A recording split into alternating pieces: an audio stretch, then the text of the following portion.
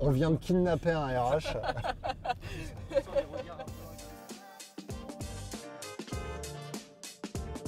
Bonjour, c'est Christophe. Aujourd'hui, je vais recevoir 3 experts RH pour ces vidéos. Et en fait, ils vont nous parler un petit peu de ce qu'ils pensent de la fonction RH sur différents sujets et nous donner quelques tips pour l'avenir, notamment pour 2025. Donc là, je vais les chercher. On va d'abord retrouver Tanguy. Alors ces vidéos, elles sont sponsorisées par Factorial. Factorial qui a fait une campagne de pub sur le périph' que vous découvrirez peut-être, vous avez pu voir autour de la porte de Versailles. Allez, on est parti. On arrive dans 2 minutes. Et c'est fermé. Ça commence bien déjà. Si tu me laisses dehors sans m'ouvrir la porte, tu vas bien? La forme? Ça va et toi? Bah super, franchement, on est bien. Mettre ta ceinture. Ça fait plaisir, il fait faire beau. un petit tour. Petit tour, petite vidéo pour montrer, pour parler un petit peu du marketing RH. Enfin, Alors c'est quoi le marketing RH? C'est quoi ce truc? Ah bah ça, le marketing RH, on va pas se mentir, hein, il y a un problème chez les RH, c'est qu'ils ont 10 ans de retard là-dessus.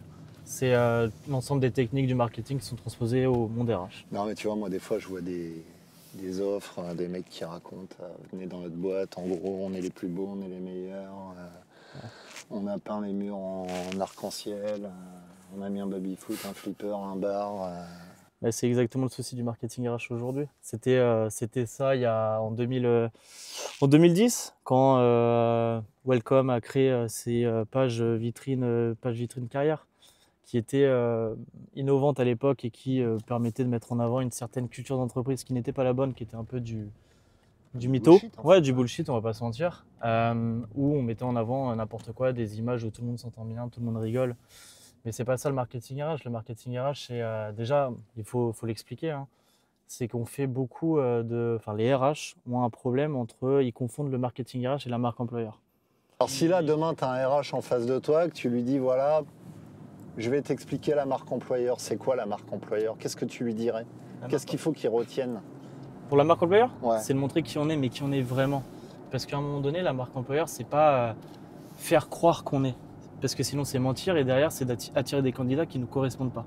Quel est l'intérêt d'attirer des candidats qui ne nous correspondent pas, à part augmenter le turnover et donc perdre de l'argent? De l'argent parce que les managers vont former des collaborateurs, des nouveaux collaborateurs qui ne correspondent pas aux valeurs de l'entreprise, qui ne seront pas bien et qui vont, au final, comme ils ne se sentent pas bien, créer des histoires et créer des problèmes dans les équipes. Et donc un peu foutre un petit bordel. Dis, c'est que la marque employeur, ça doit transpirer la culture d'entreprise, le qui est l'entreprise et pas s'inventer une vie. Exactement. Mais c'est un vrai travail derrière. Quand on développe sa marque employeur, on fait pas tiens hop, on met le doigt dans la bouche, on lève le doigt et on regarde dans quel sens va le vent. C'est faire un vrai travail, faire un questionnement en interne, de faire des ateliers en interne auprès des collaborateurs qui sont là, qui représentent la boîte et qui ont les valeurs de la boîte. Quand tu dragues une meuf en fait. C'est exactement la Si même tu chose. lui racontes des mythos, ça va durer 5 minutes. Quoi. C'est exactement ça. Ça peut passer au début, mais après, quand on drague une meuf, on va pas se mentir, au final, on ment beaucoup au début. Après, derrière, c'est est-ce que ça marche pas dans le temps, et c'est pour ça qu'on fait pas qu'un seul rendez-vous, on en fait 2-3 pour être sûr de qui est qui et de savoir si ça va matcher ensemble. Bon, après, au bout de 2-3 rendez-vous, j'imagine que tu trompes plus personne. C'est clair que tu peux plus tromper. C'est un peu le parallèle avec l'entreprise, tu vois. Tu peux raconter des conneries, le candidat va venir, ouais. Et puis pendant la phase d'onboarding, il va se barrer en fait. Exactement, mais en fait c'est ça, c'est pendant la phase d'onboarding, il va se barrer, il va plus être à l'aise et ça marchera pas. Ça marchera pas. Donc ça, c'est le job des RH.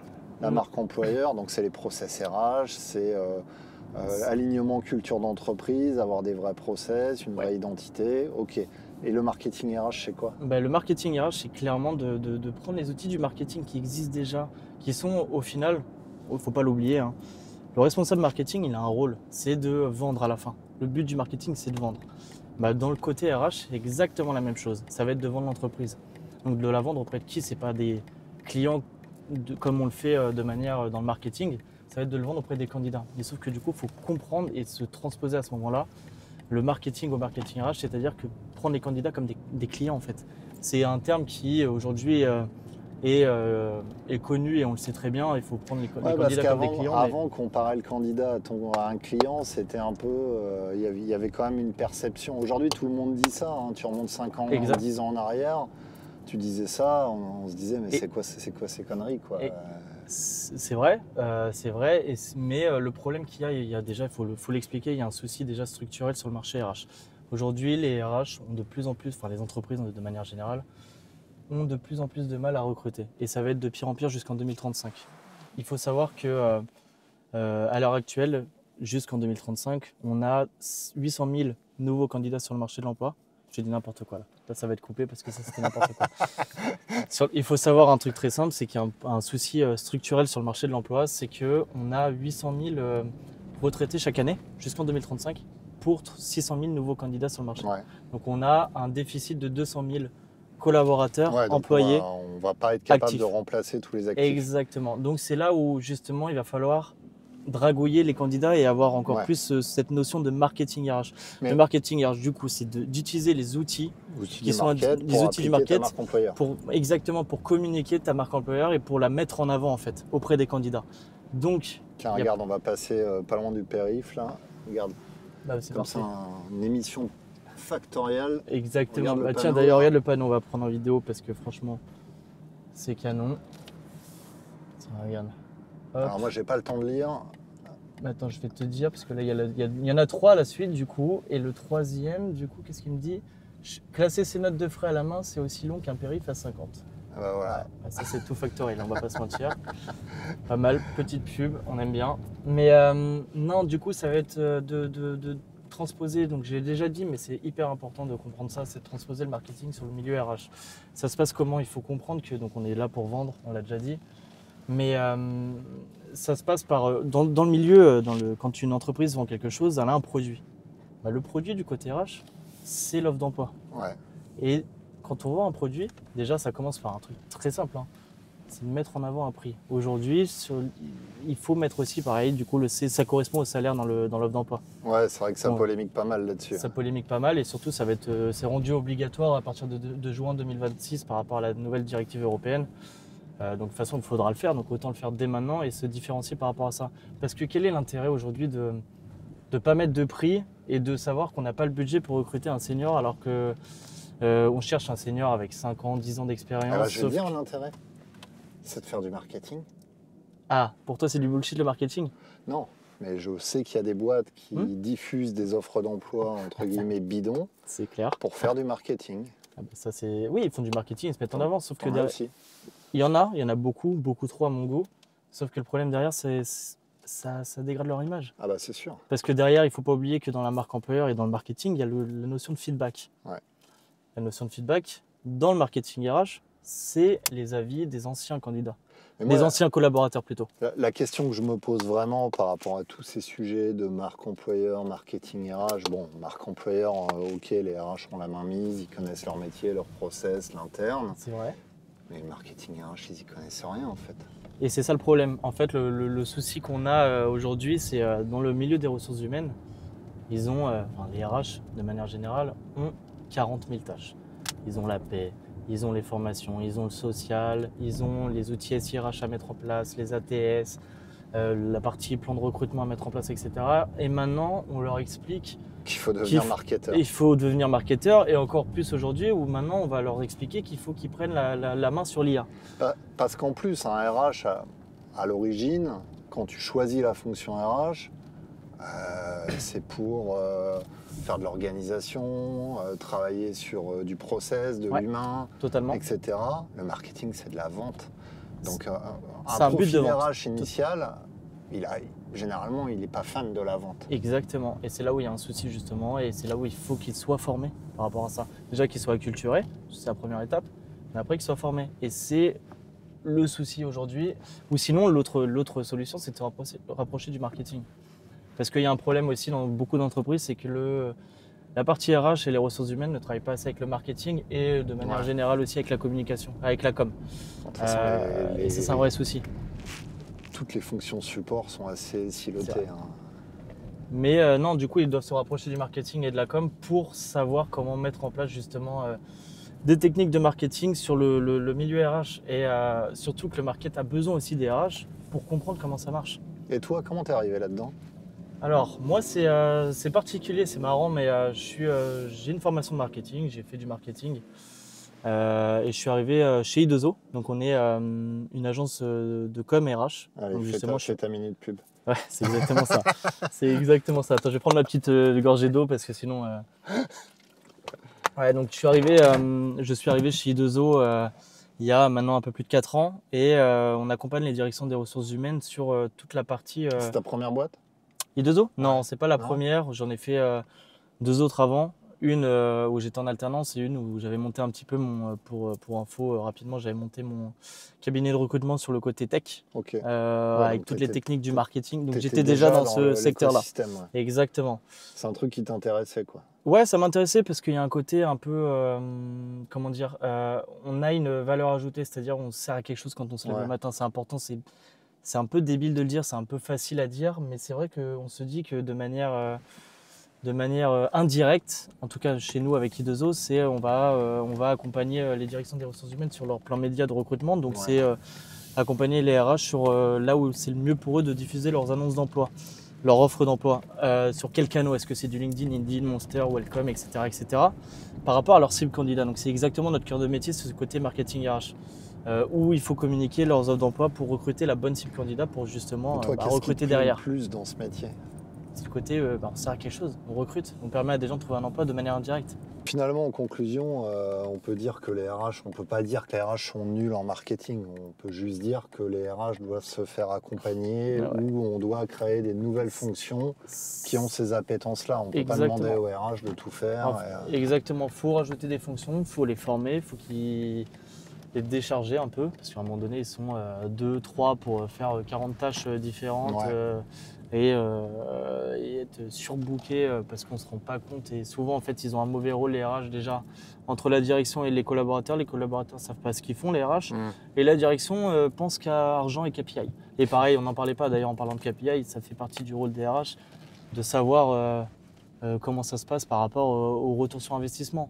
Et c'est là où, justement, Factorial est très bon. C'est un outil tout en un qui te permet d'avoir ce retour sur KPI. Bon bah cool Tanguy, je vais aller chercher maintenant, je vais aller chercher Agathe, elle va nous parler un peu recrutement, donc on va voir un peu le volet recruteur, voir comment ils embarquent les candidats. Oh, trop bien, trop cool. Top. Hop. Salut Agathe. Hello, salut Chris, ça va? Ça va et toi? Ouais, ça va, merci de me prendre. Hop. Hop. Allez, on est parti. C'est parti. Bon, comment ça va? Bien et toi? Bah ça va. Peut-être nous raconter un peu ce que tu fais toi dans la vie? Ah ouais, moi je suis tombée dans le recrutement il y a 7 ans. Ouais. Et j'en suis jamais sortie. Écoute, parfois un peu. Le recrutement, c'est pas de tout repos. Hein. Je pense que c'est un peu les montagnes russes. Mais comment t'es arrivée là-dedans? Initialement, moi j'ai fait du droit et j'étais très intéressée par tout ce qui était droit social, etc. Ça me plaisait bien, les RH. J'ai terminé mon parcours dans les RH en Angleterre. Et là-bas, tu sais, c'était le berceau un peu des cabinets, de tout ce qui était recrutement tech à l'époque. Donc plutôt consultante, chasse de tête, sourcing au départ. Tout de suite 360, tout de suite côté client et candidat en tout cas. Donc ça, c'était chouette. Et voilà, j'ai bien aimé. J'ai évolué là-dedans et puis maintenant j'ai mon cabinet de recrutement que je développe. C'est cool. Ouais, c'est chouette. Tu es sur quel profil toi? Je suis sur des profils plutôt IT, donc soit pour des éditeurs de logiciels, soit pour des clients finaux. Donc un peu les profils sur lesquels les RH galèrent à mort habituellement. Ouais, bah en général, quand il y a des intermédiaires, c'est qu'il y a quelque chose de douloureux derrière et effectivement, c'est pas toujours évident. Et aussi, quand tu es sur du recrutement un peu généraliste ou tu vois de masse, quand tu passes sur des recrutements plus pénuriques et en tout cas de niche, c'est vrai que c'est pas forcément les mêmes approches et parfois tu as besoin quand même d'un petit coup de main. Donc moi, j'aide les entreprises dans cette démarche et dans le recrutement. Le bon samaritain du recrutement. Et j'ai vu que tu avais fait 80 entretiens sur un poste ou je sais pas quoi. Et que tu avais des punchlines là-dessus. C'est quoi? Qu'est-ce qui en ressort? Bah écoute, j'aspire pas à faire des semaines avec tant d'entretiens. Là, c'est parce que on a un taux de retour qui explose aussi sur le cabinet, donc j'ai été un peu prise à mon propre jeu. Et puis c'est la fin d'année, c'est un moment aussi un peu intense. Tu dois boucler les objectifs de fin d'année, prévoir un peu la rentrée, etc. Et c'est toujours marrant parce que plus tu échanges avec des candidats, plus tu échanges avec des gens, finalement plus T'as des tu pépites. rencontres voilà, un peu tout le monde. Et parfois tu as des choses sympas. Je pense qu'il faut rire aussi un peu dans ce métier. Bon, fais-moi Voilà, c'est rire important. alors. Qu'est-ce que t'as comme pépite? Oh j'ai de tout, mais ce qui m'a fait quand même rire, c'est la nana voilà, qui me dit qu'elle parle couramment anglais. C'est pour un poste où il faut vraiment être bilingue, Ouais. pour le coup, parce qu'elle va traiter avec des interlocuteurs anglais et pas des Européens qui parlent anglais, vraiment des Ouais, gens ouais, anglophones. C'est pas facile pour l'accent, etc. Et du coup, quand je parle avec elle, elle peut pas aligner un mot. Et elle revenait de 3 ans à Londres. Et du coup, je lui dis, écoute, ça va être compliqué pour le poste là, parce qu'il faut vraiment être bilingue. Quoi? Mais non, mais c'est pas possible. Moi, j'ai passé 3 ans en Angleterre, j'ai déité des Anglais, j'ai pas tout fait ça pour rien. Et du coup, bah si, malheureusement. Mais c'est marrant parce que j'ai un pote qui travaille dans un environnement anglo-saxon et il me disait c'est plus facile de parler anglais entre non-anglophones Ouais, qu'avec des anglais finalement. c'est clair, parce qu'en fait, on a appris l'anglais à l'école, Bah on parle ouais. en anglais scolaire, et puis parfois l'accent aussi. Ouais. Quand c'est des personnes dont c'est la langue maternelle, ils mâchent beaucoup plus les mots. Et eux font moins l'effort aussi d'écoute. Ouais. Bah, ce qui est déprimant, c'est quand tu parles avec des Américains, tu penses que t'es bilingue, tu parles avec des Américains, ils te comprennent pas. Mais ce qui est marrant dans ce que tu me dis, tu vois, au-delà de l'exemple, Ouais. c'est que tu as beaucoup d'entreprises qui vont me dire ouais, les candidats, ils ont pris le pouvoir, machin, sur des métiers comme ça, ou sur des métiers, j'en sais rien, des profils commerciaux, c'est compliqué aussi. Après, toutes des filières métiers, hôtellerie, restauration, retail, c'est une vraie Ah, là, galère. c'est hyper complexe. Et du coup, eux se disent, les mecs, les nanas ont le pouvoir, et nous, bah, on rame pour...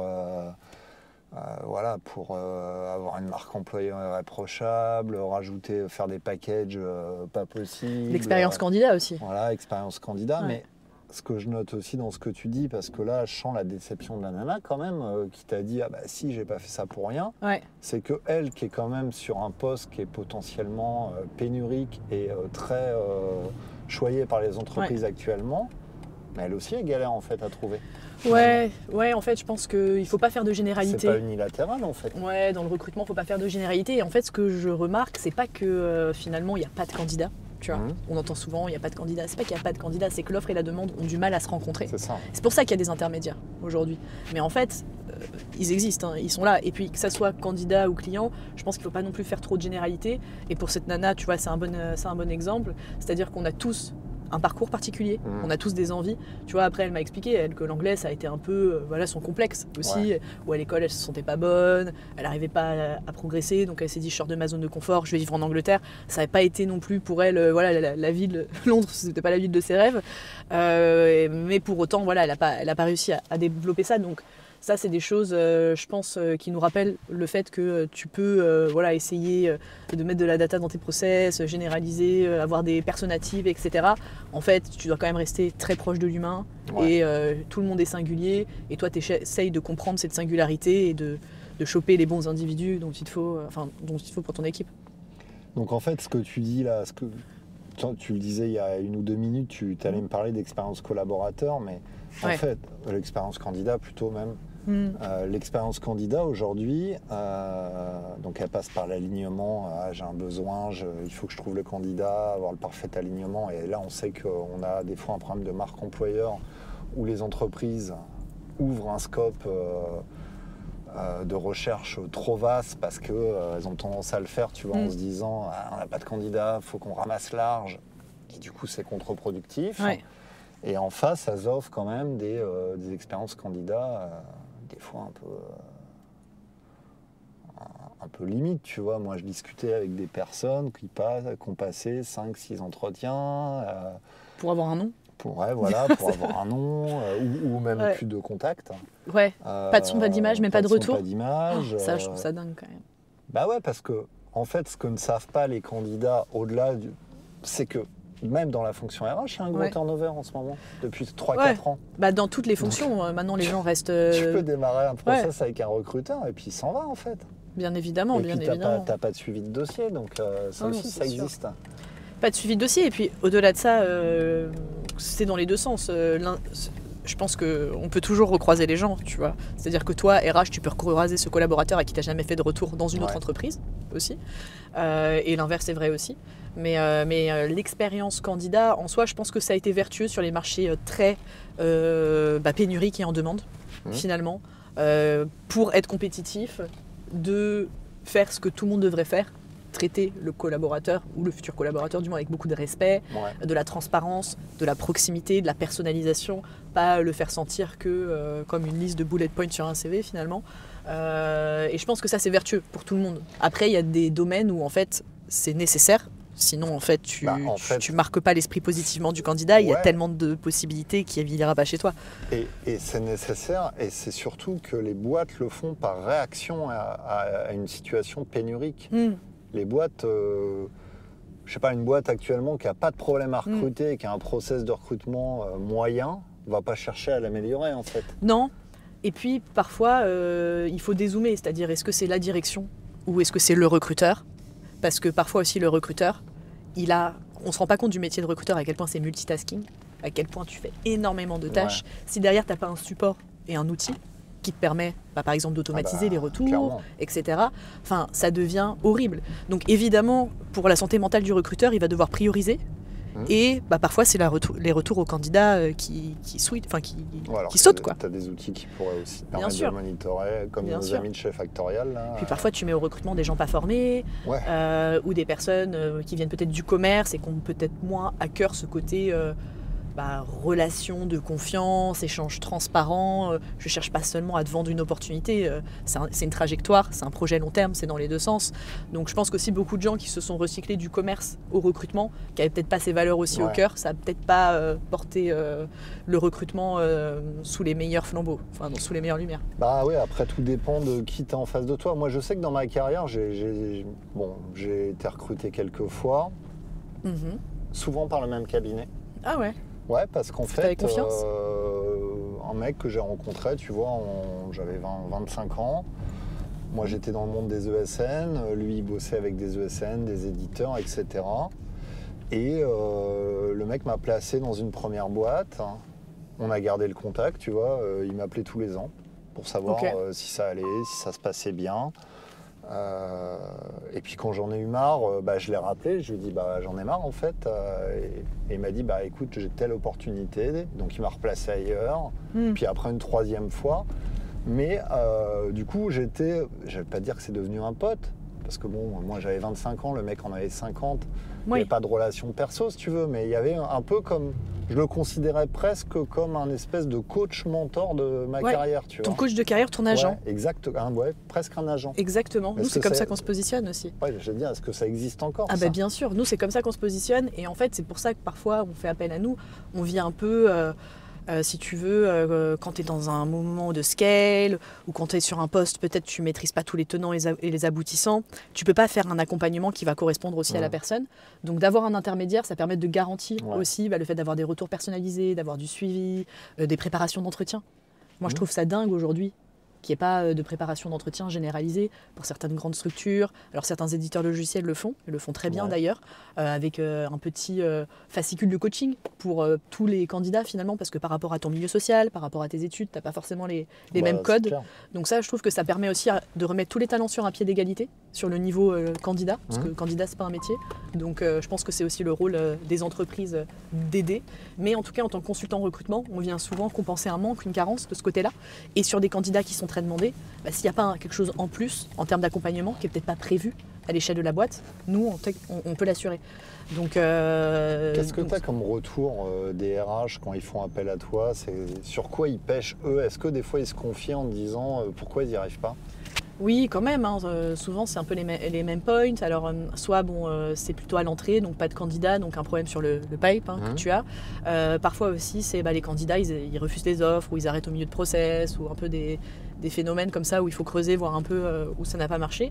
Ou alors, parfois aussi, tu as un recruteur ou un RH un peu généraliste qui va faire le recrutement avec ses pratiques généralistes, des annonces généralistes, ce genre de choses. Et du coup, derrière, ça ne va pas pouvoir marcher, ou elle va avoir tellement peu de profils que ça ne va pas suffire aussi pour pouvoir trouver la bonne personne, parce qu'on n'est pas que sur une question de compétences. Ok, tu as quelqu'un, tu as de la chance, tu as eu peut-être 1, 2, 3 candidatures qui correspondent en termes de compétences, mais il faut aussi que le savoir-être soit aligné, il faut que la personne elle ait une projection sur plusieurs années dans l'entreprise, parce qu'ils sont tellement sollicités en informatique, sinon dans 6 mois elle va partir, et c'est pas le but. Donc nous aussi, le coaching de carrière, ce qu'a fait la personne avec toi, c'est un suivi en fait long terme, c'est un suivi de plusieurs années, où effectivement il y a une relation de confiance qui se noue. Toi, tu vas dire des choses à cette personne que tu diras pas à une personne que tu connais à peine. Et peut-être pas à ton prochain employeur non plus. Non, parce que tu dis pas tout. Moi, il y a des choses que les candidats me disent.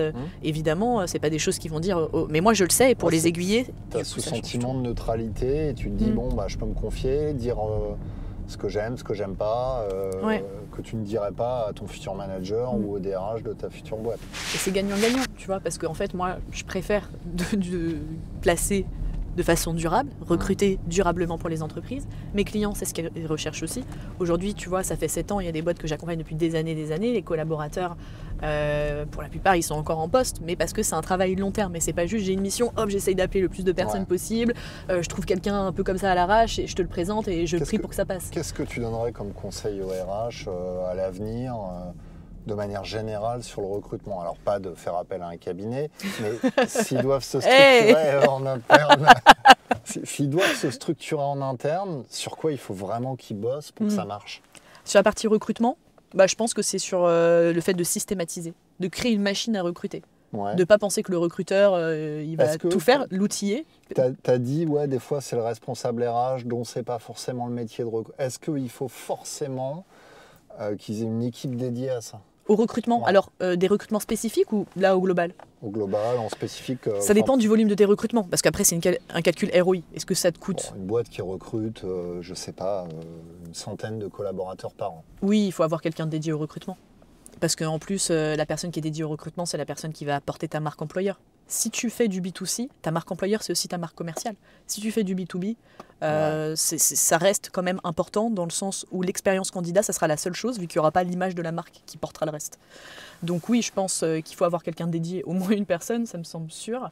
Et encore une fois, de se dire, ok, on ne veut pas juste faire les choses, on veut faire les choses avec les meilleures pratiques, on veut se former, on veut être expert, et on investit dans notre collaborateur aussi en recrutement, parce qu'il y a toujours des nouvelles pratiques. Là, aujourd'hui, tu as l'IA qui arrive, tu as des nouvelles choses qui permettent de décharger un petit peu la charge administrative de ce métier. Top. Merci Agathe. Merci à toi, c'était chouette. On fait un petit coucou. Salut Christophe. Salut mon Jonathan. Ça va? Bah ouais, écoute. Je dois mettre ma ceinture, ça va biper, non, j'imagine? Tu peux mourir si tu veux. Oh, écoute, toi. On meurt déjà assez au taf comme ça. Ah. On va en parler. Il commence direct, tu sais. Alors attends. J'espère que tu sais conduire. Ouais. Mais de toute façon, là, franchement, ça bouchonne bien, là, ça va être un peu le bordel. Bon, comment tu vas? Bah écoute, ça va bien, ça va bien. Rappelle-moi un peu pour ceux qui nous regarderont ce que tu fais là aujourd'hui. Aujourd'hui, je m'occupe du développement RH chez Synergie, qui est un groupe d'expertise RH. Donc voilà, qui fait de la formation, qui fait du recrutement, du travail temporaire, de la chasse, du conseil, enfin tout ça. Pourquoi tu as choisi les RH toi au départ? Comment t'es arrivé là-dedans? C'est un peu comme Obélix. Alors je mets mon masque d'intervieweur. Je suis tombé dedans quand j'étais petit. J'ai toujours été passionné par les ressources humaines. Ah, toi non, en vrai, j'ai fait 10 ans de terrain, ce qu'on appelle le terrain. C'est-à-dire, en gros, j'étais serveur en restauration chez McDo et compagnie. Ouais. Et en fait, tu t'aperçois que tu touches beaucoup aux ressources humaines de manière générale. En fait, l'humain, c'est un peu partout, quoi. Et quelque part, en fait, au fur et à mesure des années qui passaient, je me suis dit que c'est très sympa d'en faire mon métier. Bon, j'ai aussi échoué en psychologie et compagnie. Qu'est-ce qui t'a le plus, emmerdé dans ton job depuis que tu as démarré ta carrière? La situation ou la mission ou le projet, qu'est-ce qui a été le plus pénible pour toi dans la fonction RH que tu as vécu? Que j'ai vécu... Je trouve que le plus chiant dans la fonction RH, c'est que tu as l'impression des fois, c'est-à-dire quoi que tu fasses, je trouve que le métier RH, c'est le métier qui se justifie le plus. C'est-à-dire c'est celui qui est toujours en train de légitimer son existence. À part dans des cas critiques où, tu vois, type Covid ou alors PSE, entre guillemets, tu vois. Bon, là, il n'y a pas le choix. Là, il n'y a pas le choix, on voilà. a besoin d'eux. Mais dans tous les autres moments, c'est toujours le métier qui doit justifier, tu vois. La DSI, on leur demande rien en soi, mais voilà, en général, on leur gueule dessus, mais bon, on sait qu'ils sont là, on sait qu'ils sont indispensables. Le marketing, c'est pareil. Le commercial, c'est la Rolls, tu vois. Alors que le RH, c'est un peu obscur, on ne sait pas ce qu'il fait, même si ça commence, tu vois. Mais voilà, je trouve que c'est ça qui est le plus chiant dans le job, en tout cas, si tant est que moi j'en avais quelque chose à faire. Et est-ce que c'est pas un peu la faute des RH? Si, clairement, je pense que c'est la faute des RH parce que c'est comme un. C'est marrant, mais on en discutait, mais c'est comme quelqu'un qui aime plaire, si tu veux. Ouais. Il va toujours faire attention à son image parce qu'il a besoin de se justifier. Voilà. Alors que les RH, pour le coup, comme ils ont ce besoin un peu viscéral, tu vois, d'aider aussi quelque part d'être utile. Il y a le complexe du sauveur quand même chez les RH. Et forcément, ils attendent en retour quelque chose de l'ordre de la légitimité, la crédibilité. Et ça, quand tu la recherches, en général, tu la trouves pas. Ouais, parce qu'ils montrent pas assez ce qu'ils font, je pense. Ouais, ils se marketent pas non plus. Ils se marketent pas. Tu dis, bon, tu te fais beau, machin. Le RH, il se fait jamais beau. Parce que le RH, il a quand même été éduqué dans la culture du silence. La culture du silence, du secret. Confidentialité. Ouais. Non, tu ne sauras pas le salaire de machin. Non, je te dirai pas si on va recruter ou si on va licencier. Enfin, il y a quand même un état d'esprit au départ qui est particulier. Alors, je pense qu'il y a un état d'esprit et qu'en plus, il y a une posture qui est renforcée par, on va dire, la classe RH. C'est-à-dire tous les barons des ressources humaines qui sont là depuis… qui seront plus là dans 5 ans. Peut-être, mais en tout cas, ils ont marqué leur époque et ils ont amené énormément de changements. Mais c'est vrai qu'aujourd'hui, on est dans une ère où il y a de plus en plus de porosité entre les métiers, entre les compétences, ce qui fait qu'un RH doit savoir être marketeur, doit savoir être comptable, doit savoir être un commercial et vice-versa en fait. Est-ce que tu crois qu'on est à un entre-deux de la fonction RH en termes de changement de culture RH même? C'est-à-dire, tu parlais des grands barons de la fonction RH, et donc c'est une époque ça de la fonction RH. Moi j'ai l'impression qu'en ce moment on est à une sorte de tournant, que les générations qui prochainement vont prendre les postes de DRH ne sont plus forcément alignées avec leurs anciens managers.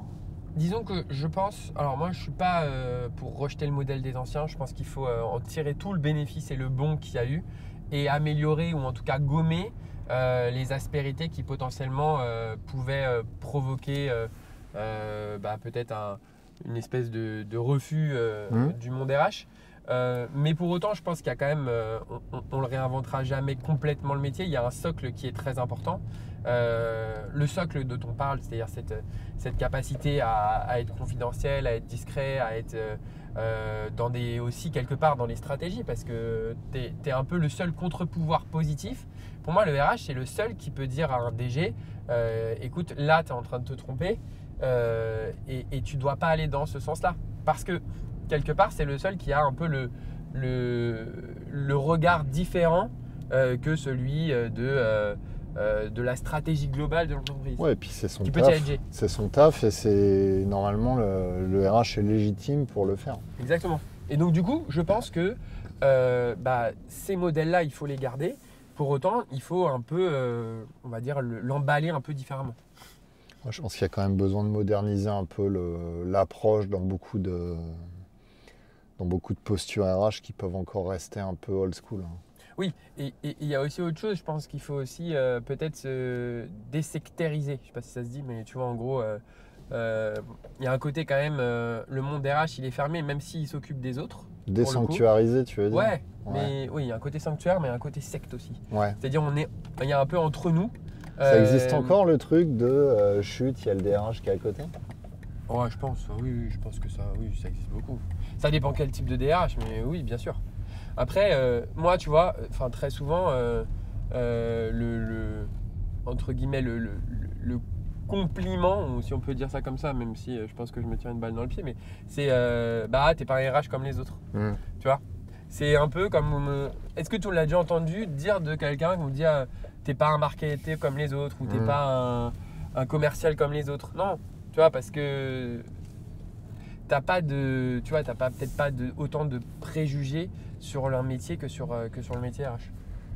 Mais c'est ça que je veux dire, c'est que est-ce que les RH sont vraiment connectés aux attentes des collaborateurs finalement et à ce que sont les gens en fait aujourd'hui. Tu vois, parce qu'on dit beaucoup depuis la fin du Covid, les gens ont changé, ils ont changé leur vision des choses, ils ont changé leurs priorités. Ok, on le dit. Mais est-ce que le RH l'applique, le vit tu vois, c'est ça ma question. Parce que si on te dit t'es pas comme les RH, ça montre aussi que les personnes se disent il est différent, il est plus proche de nous. Est-ce que les RH sont pas trop éloignés du terrain? Oui, enfin je peux pas le nier. C'est vrai qu'il y a beaucoup de... en tout cas moi, toutes les personnes que j'ai croisées, quand je leur demande si elles voient régulièrement leur RH ou qu'elles le voient, quasiment jamais. Et c'est pas... alors c'est peut-être pas forcément que ça, mais un RH, ça doit aussi se balader dans les couloirs, s'enquérir de savoir si un tel a tout ce qu'il faut. Un peu comme le font les services généraux parfois, tu vois, ou les office managers, tu vois, parce que c'est aussi prendre les signaux faibles. C'est-à-dire, on ne viendra pas te voir pour te dire j'ai un problème avec machin, ou alors ça va super bien avec machin, si t'es pas déjà une oreille attentive en fait. Ouais. Si t'es pas, on aura, c'est comme partout, tu vas te confier aux gens que tu connais en fait. Et si le RH on le connaît pas parce que effectivement on le voit pas, ou en tout cas quand on entend parler de lui, on n'arrive pas vraiment à se représenter si c'est le bureau au fond à gauche ou quoi que ce soit. Oui, effectivement, tu es un peu déconnecté du terrain.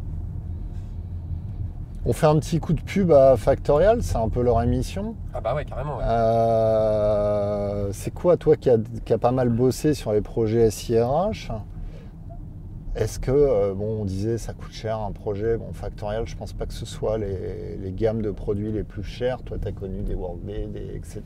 Ouais. Mais je vois des fois des RH, tu vois, qui sont encore sur du Excel, et c'est pas un problème de budget, c'est un problème de...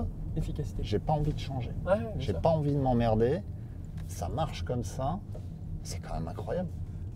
Et donc, au lieu d'avoir une personne pour faire le truc, j'en ai 2,5 parce que voilà. Mais déjà, il faut savoir que ceux qui créent les produits SIRH, clairement, ils viennent souvent du logiciel. Tu vois, ils viennent de l'IT, ils viennent de la techno, et ils viennent pas du métier. Et donc forcément, ce dont tu as besoin dans le métier, tu peux pas l'avoir en connaissance si tu l'as pas expérimenté. Et donc dans les SIRH, si tu as des gens qui créent des modèles plutôt technologiques uniquement, oui, c'est pas adapté au métier. Moi, je te donne un exemple, j'ai mis en place des systèmes où il y avait des outils, tu arrivais à embaucher en une étape. Et il y en a d'autres où il fallait 8 étapes. Mais parce que le produit était très bon technologiquement, en revanche, le métier n'avait pas été vraiment pris en considération dans l'utilisation. Qui plus est, tu as des sales aussi, beaucoup de commerciaux, qui vendent du SIRH, mais qui n'y connaissent rien à leur produit. Ouais. Et tu vois, c'est les... Donc ils connaissent pas les RH. Voilà, où ils connaissent au commerce, mais ils connaissent pas au produit. Et derrière, tu dois parler avec les techos pour comprendre le produit en lui-même. Donc oui, ils restent sur Excel les gens parce que c'est plus... C'est plus sécure. C'est plus sécure. Et puis c'est plus sécure, non, mais dans la réalité, mais pour eux, ça l'est, quoi. Ouais, et puis c'est un modèle qui a fait ses preuves aussi, tu vois. C'est-à-dire qu'il y a aussi cette peur de l'inconnu. Quand on te dit SIRH, aujourd'hui, tu as des grands repères. Mais par exemple, il y en a d'autres que tu connais pas du tout. Et tu as peur d'aller vers l'inconnu parce que... Moi, ce qui me fait halluciner là-dedans, c'est que si je me mets à la place d'une direction, je vois mes RH faire ça, je me dis, mais attends, je suis en train de payer des RH qui me consomment 2-3 ETP sur une question parce qu'ils utilisent Excel. Et en fait, ça me coûte cher finalement. Alors que si j'investissais un minimum dans un outil, déjà ça sécuriserait mon process réellement, ça me coûterait moins cher et je paierais mes RH à faire autre chose que à remplir, à pisser de la ligne sous Excel ou à s'emmerder à faire des formules à la con pour vérifier que les compteurs, les machins ou ma masse salariale est correcte, tu vois. Et à un moment donné, je me dis, les directions, elles sont déconnectées des RH ou quoi?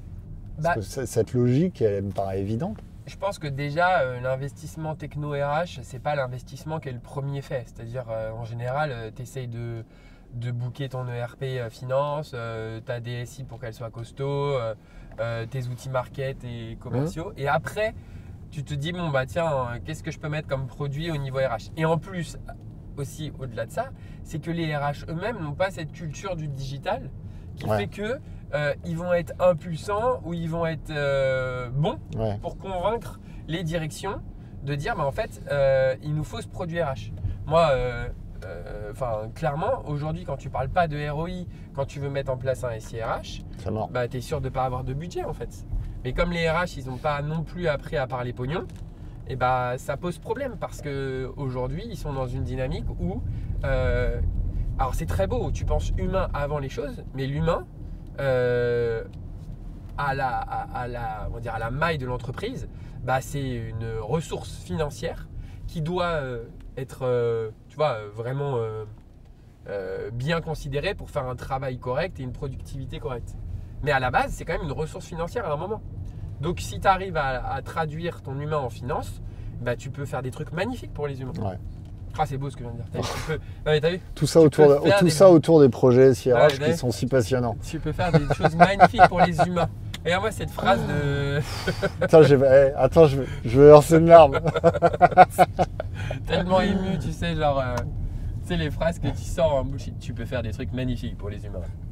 Bon, et toi, t'es content alors? Enfin, t'es content. Je veux dire, la fonction RH, c'est un truc dans lequel tu te projettes encore à l'avenir? C'est un truc où tu te dis, je vais y rester? C'est chaud comme question, ça. Hein, bah ouais, parce que en vrai, moi, ce qui m'a. Tu vas pas me dire non? Ouais, bah si. Non, en fait. Et d'ailleurs, je recherche un poste. T'imagines? Non, en vrai, en réalité, je pense que ce qui est hyper intéressant dans ce métier, quand même, mine de rien, c'est que tu as. En fait, vraiment t'apprends de tout sur tout. C'est-à-dire que si tu t'intéresses vraiment au métier des gens, dans le recrutement, tu vois tous les métiers passer. Donc, quelque part, tu en connais un petit peu sur tous les métiers. C'est un peu de la confiture que tu vas étaler, mais au moins, tu en connais un peu partout. Pareil, quand tu vas t'occuper des services, bah, tu vas d'abord te renseigner sur le job qu'ils font. Donc, et surtout, c'est un métier dans lequel tu es toujours surpris. Parce que l'humain, il est imprévisible en fait. Tu vois? Donc, tu es toujours surpris. Il y a toujours des choses nouvelles. Et donc c'est pour ça que c'est un peu intéressant. Donc moi je ne changerai pas de métier en soi, je pense que je vais rester dans les RH. Mais je pense que les RH qui vont tellement au fur et à mesure se transformer font que l'ensemble des compétences polyvalentes que tu vas pouvoir acquérir, le métier va changer. Le métier va changer. Tu vois, regarde, avant des RH qui faisaient ça, là, ça n'existait pas, tu vois. Non. Tu vois, c'est complètement nouveau. Ça commence à se faire, mais c'est nouveau. Et bah ça, tu ne l'aurais pas eu peut-être si tu étais dans un autre métier. Ce ne serait pas nouveau. De toute façon, rien qu'un podcast classique, c'est récent. Oui. Tu voyais rarement un RH venir ou avoir le droit de venir prendre la parole sur un sujet RH de l'entreprise. Parce qu'on était dans le confidentiel, on ne veut pas que nos concurrents sachent ce qu'on fait, on ne veut pas on ne veut pas que ça se voit. Ouais, tu avais beaucoup cette culture en fait. Ouais, et puis il y a un côté un peu aussi défricheur, tu vois, c'est-à-dire comme il y a beaucoup de choses qui n'ont pas été non plus encore inventées dans les RH, à chaque fois tu as ce côté un peu défricheur d'essayer de trouver ce qui va être intéressant, ce qui va être pertinent et ce qui va avoir de l'impact, sans pour autant rejeter encore une fois les modèles qui sont existants. Il faut toujours s'appuyer sur des modèles un peu classiques pour pouvoir les renouveler et au moins les travailler. Il faut s'inspirer de ceux des sachants. Il faut s'inspirer des sachants. T'as vu ça un peu? Incroyable. Donc c'est un métier qui reste passionnant, mais je pense quand même qu'on devrait octroyer 2 à 3 semaines de congés supplémentaires en RH. L'autre jour, j'ai entendu une phrase super, c'était sur le complexe du sauveur et du pompier. Ouais. En fait, c'est vrai que quand tu es pompier et que tu sauves des gens, tu as une gratification immédiate en fait. C'est sûr que le mec qui a construit le camion, sa gratification elle n'est pas immédiate. Pour autant, il a plus contribué peut-être que le pompier, tu vois. Et il y a un moment oui, c'est visible le pompier et t'as tes strokes positives. Ah oui, aimez-moi. Mais d'un autre côté, c'est pas non plus indispensable, tu vois.